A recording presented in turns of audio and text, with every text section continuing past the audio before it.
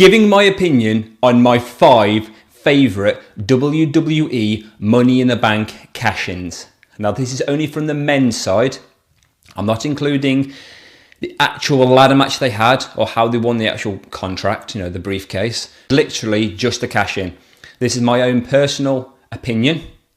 From my least favourite to my favourite, I'm going to explain why, and I'm even going to include a match moment, if I can, obviously.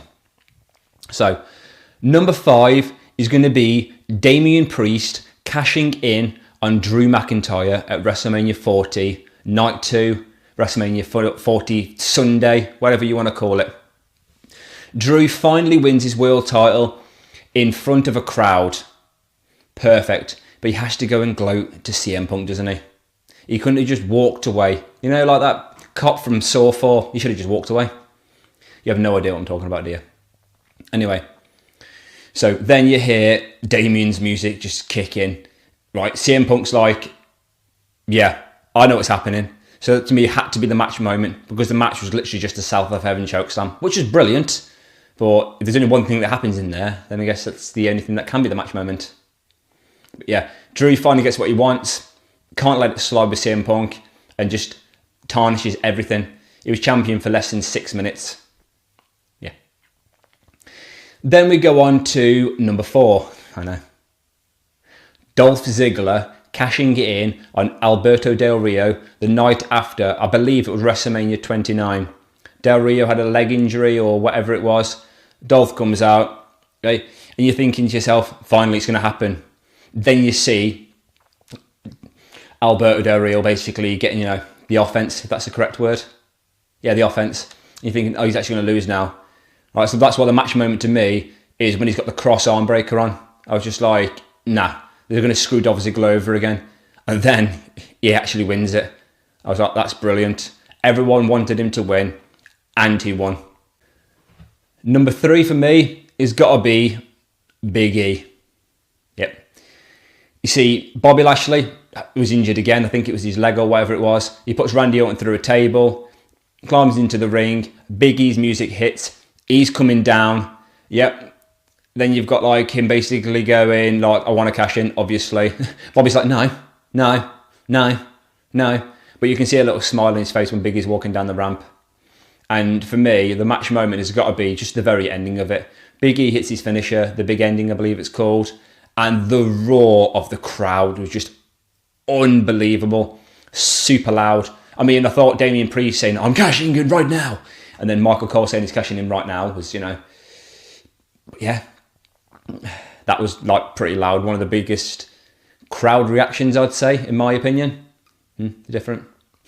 I've got to mention as well, though, it's not really important, but when Damian hit Drew with the briefcase, obviously the number 5 one I mentioned earlier, he'd almost lost the briefcase. That just would have been so funny. Number 2 for me is probably going to be most people's favourite, and that is the heist of the century. And if anyone cares, right, Big E basically won on the September 13th episode of Raw in 2021. Yeah, it's just saying. Like I'm saying, the heist of the century. Seth Rollins comes down the main event of WrestleMania, the first person to cash in at WrestleMania at the time, okay, and to turn it into a triple threat. I didn't even know that's even possible. I thought you had to wait for him to finish. I was like, okay, if you want to do that, then do that sort of thing. Okay.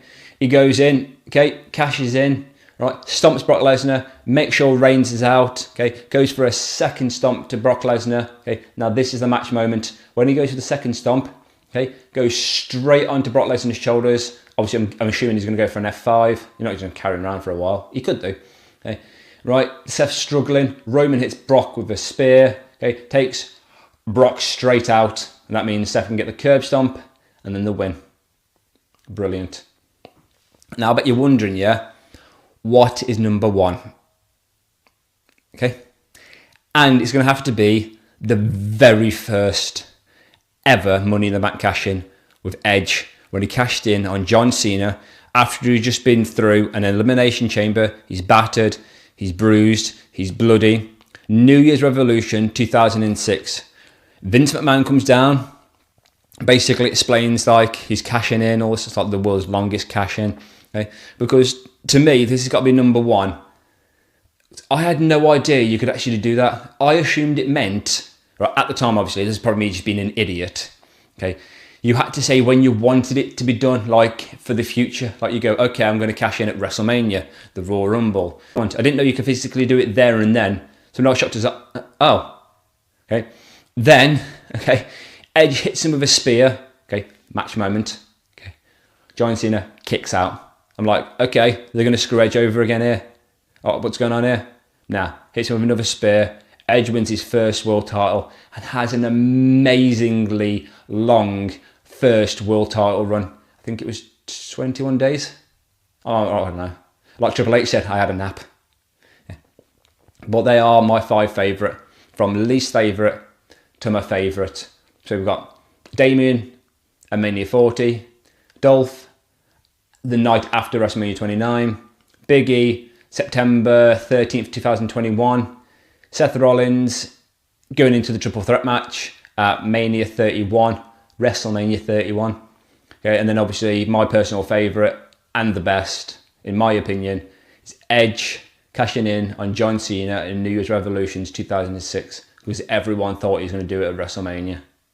And this was basically the start. I wouldn't really say it's the start of Edge's, like, you know, main run career, but this is when people start taking him more serious, I think, anyway. Anyway, why don't you tell me your 5 favourite and why? So please like, comment, subscribe, and thanks for watching.